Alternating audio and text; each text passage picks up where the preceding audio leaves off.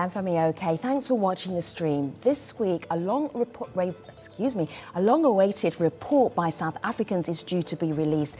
It is an investigation into how billions of dollars were stolen during the presidency of President Jacob Zuma. Meanwhile, in the United Arab Emirates, 2 businessmen who were implicated in the scandal have been arrested. They are waiting to be extradited. Does this mean that South Africa is ready to face full-on its corruption issues? That is the conversation we're about to have today on YouTube. The comment section is right here waiting for you. Do be part of today's show.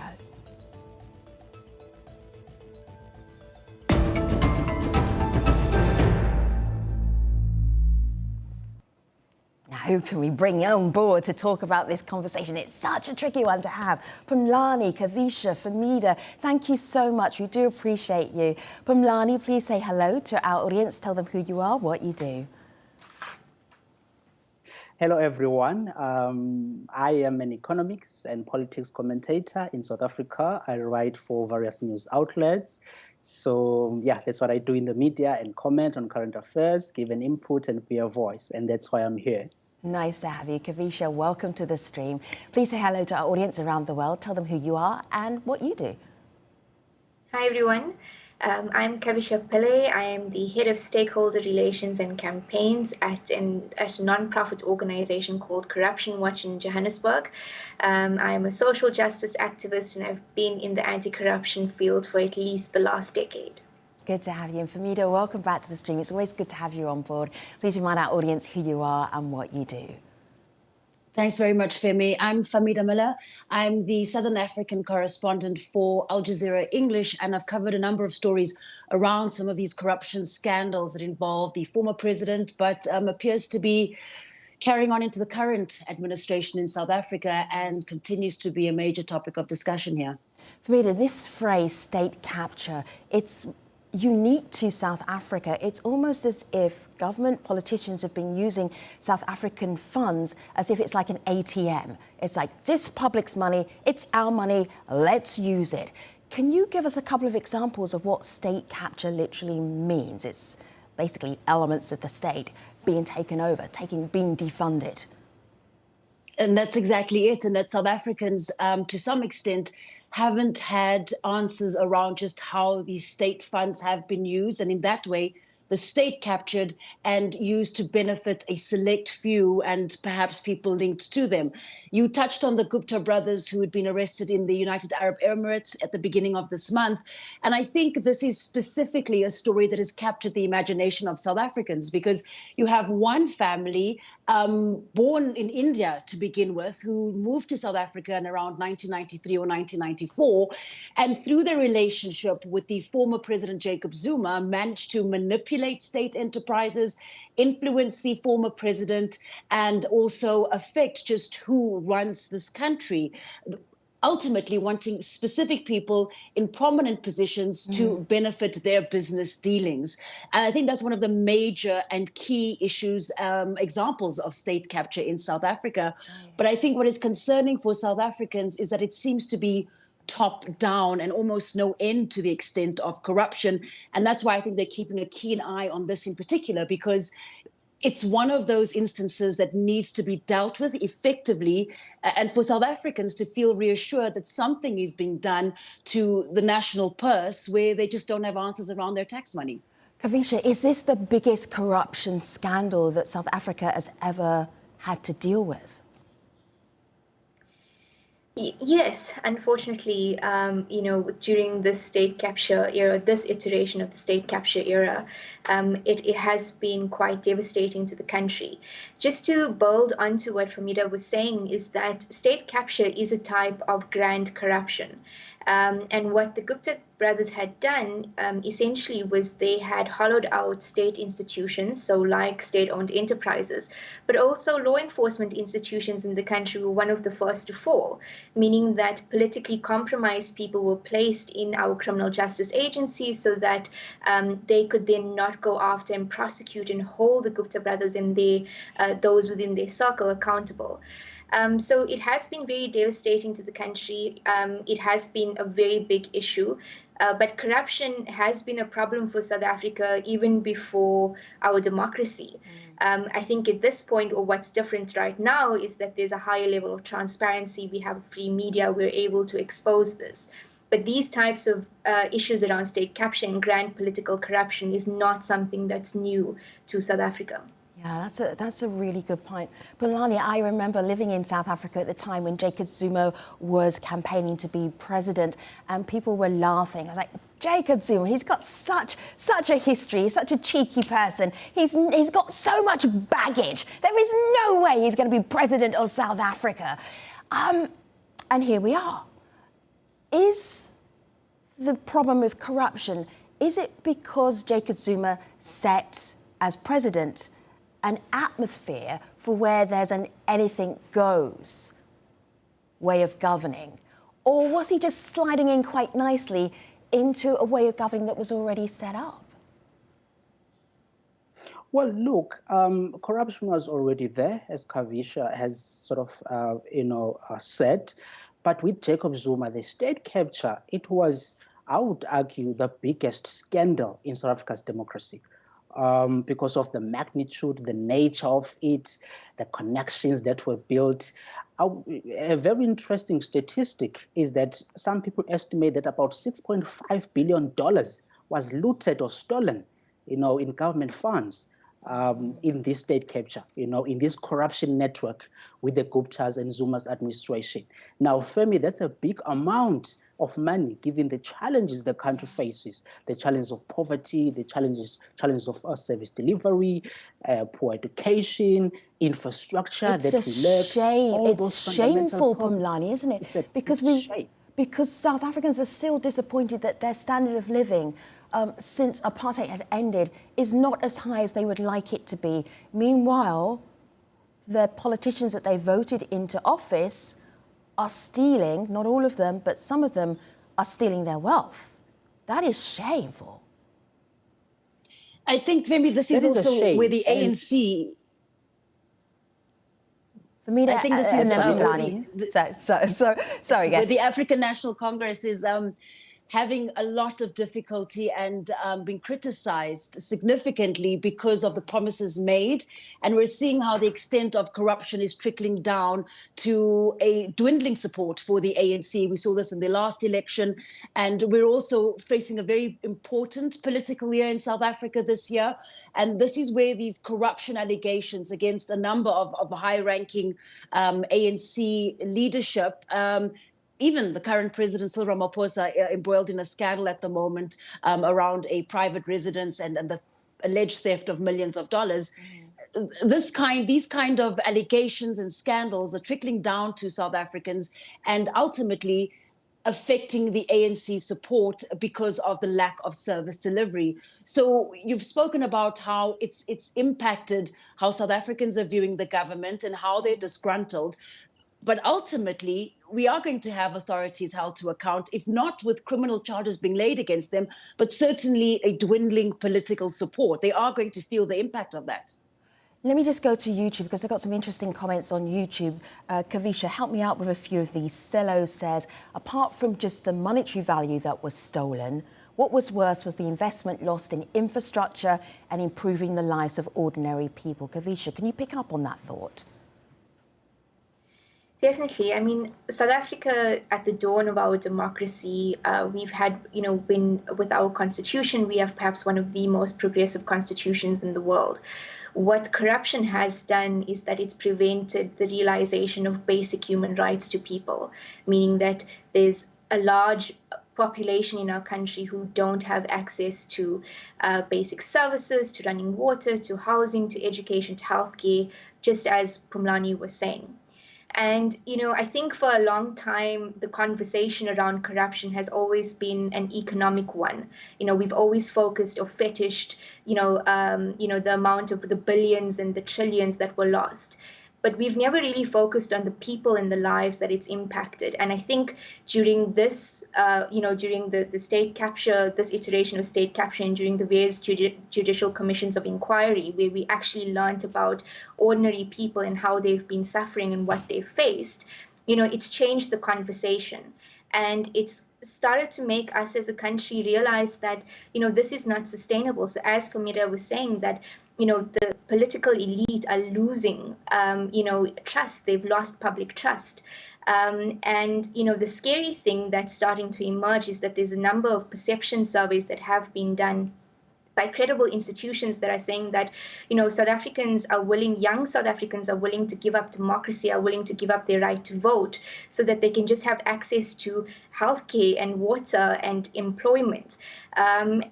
These are just the effects of corruption in the countries, that people no longer believe in our democracy, or they don't see the value in it because they aren't able to meaningfully participate in it.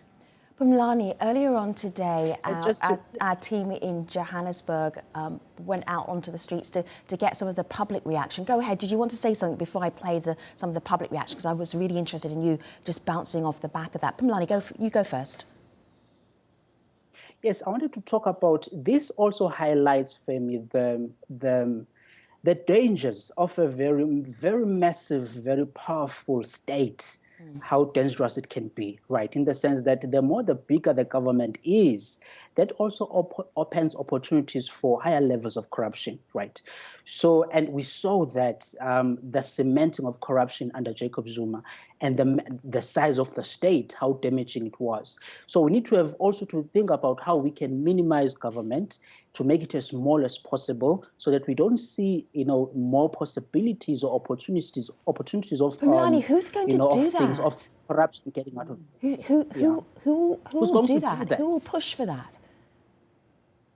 Well, I think the main thing here is to understand basically that importance has to come from the head of the state. I think that's very important to say, okay, here's what I'm putting together, the administration. How do I make sure that I have as small the government as possible? And how do we, as also citizens, push for the change as well? Because we're a democracy. If we can argue and push for the change where government is getting out of control in terms of size and powers, we can achieve something. We need to drive the change as well as citizens. We wanted to really get a sense of how South Africans were thinking and feeling about the eventual extradition of the Gupta brothers. So they have to come back to South Africa to face and to be on trial. So Famida and her team went out to talk to people, and this is what they told us a little bit earlier today. Not everyone is not above the law. It's not above the law. This is an example to the ones who are causing corruption, that corruption is a crime. I think it's very important in a country like this that nobody is above the law. And for the rule of law to be taking its course here, I think is a brilliant thing. And if they've got a case, let it be heard by the judiciary, an independent judiciary, and let's see what the outcome is. But I think it's a very, very good thing. The nation has been waiting for this moment. We're seeing a change, at least for once, I guess. People are not getting away with corruption as easily as before. It's a good example to anyone who is committing such high crimes, or to anyone who might commit crime. You might run away from a place, but you not run away from your crimes. Famida, people seem quite optimistic there. But on YouTube, I've got Heinz saying, South Africa will never change. While corrupt people are in power, they will do everything to stay in power. But were you feeling, as you were going out and about, that people are, no, the Gupta brothers are coming back to face a trial? That means something. I think it's just the extent of that alleged corruption that's got people, I suppose, as you say, optimistic, but determined to get answers to around state capture and corruption, in that this family was allowed to use South Africa as a piggy bank, really. And I think that's why many of them are quite passionate around the Gupta brothers, perhaps the former President Jacob Zuma, and anybody else who might be involved to answer for these alleged crimes. And also, I think the messaging from the government potentially and the National Prosecuting Authority could be on point in terms of showing South Africans that we're ready to do something about corruption. And that's certainly how President Cyril Ramaphosa has positioned himself, that he's anti-corruption, that he's going to clean up government, and that South Africa will potentially have a better future in terms of restoring government integrity, supporting development, and essentially just making this a more workable state and just creating governance that works better for South Africans. And perhaps too optimistically, South Africans are leaning on this potential extradition and court appearance and trial of the Gupta brothers to restore their faith in the government. So, Kavisha, I am thinking about how deep does corruption in South Africa go beyond former President Jacob Zuma, beyond the Gupta brothers, and does it spread all the way through the current government as well? How has Cyril Ramaphosa done in terms of his mandate was, I am going to fight corruption. How would you assess his attempt to fight corruption? So I think corruption at the moment in the country, unfortunately, has become quite endemic. And that is, building on Famida's point, there's been just a culture and a sense of impunity, and nobody's been held accountable.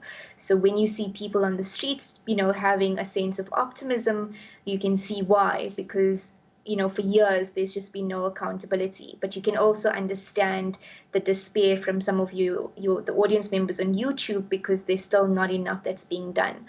And I think that's the issue with the current president, with President Ramaphosa, is that he definitely came in on the anti-corruption ticket.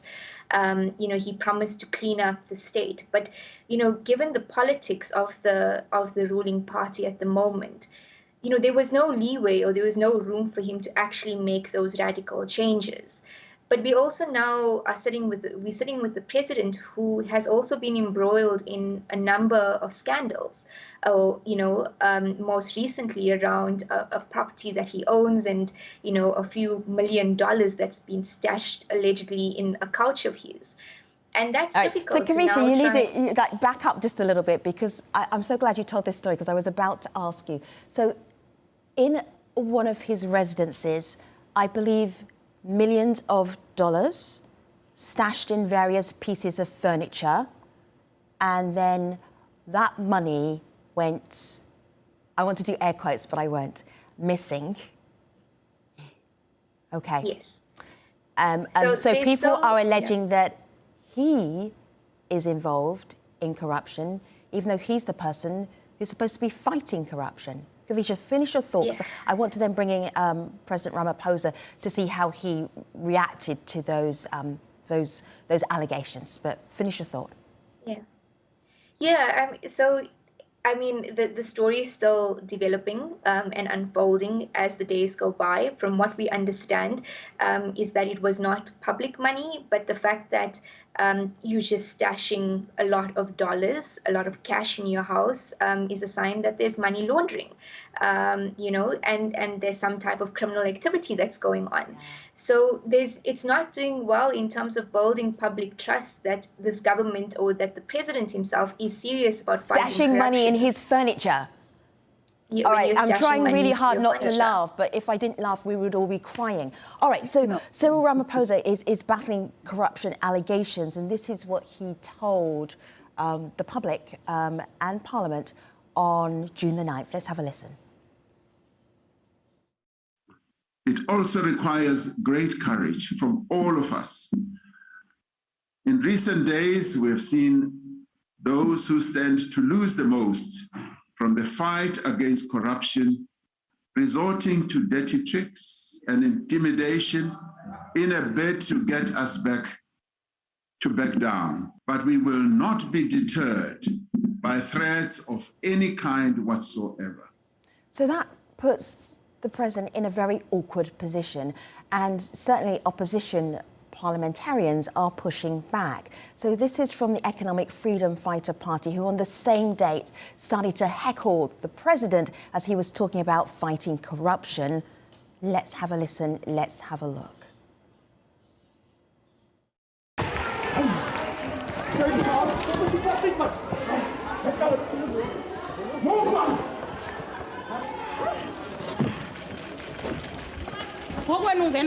We're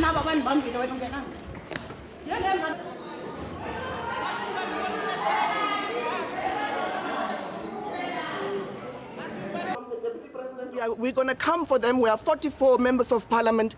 There will be no rest for Cyril in this house.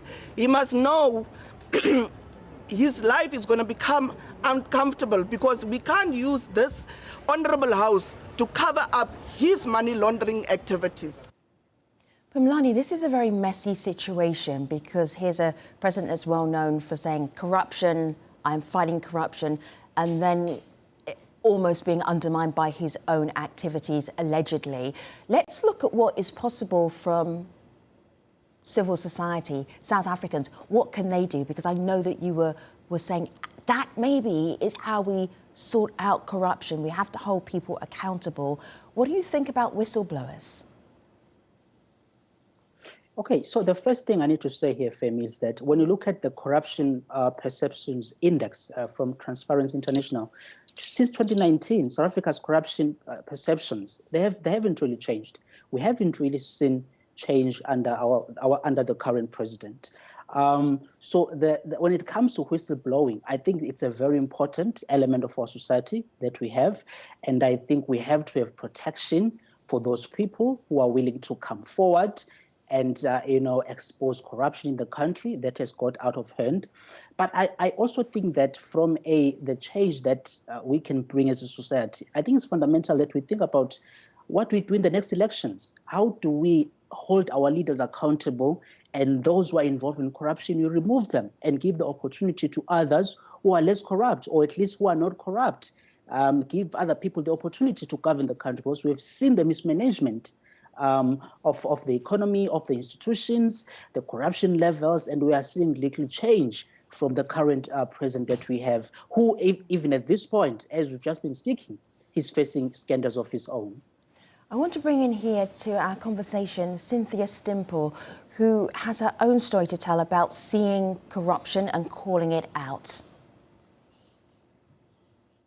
I blew the whistle on a corrupt and irregular funding transaction while working at South African Airways.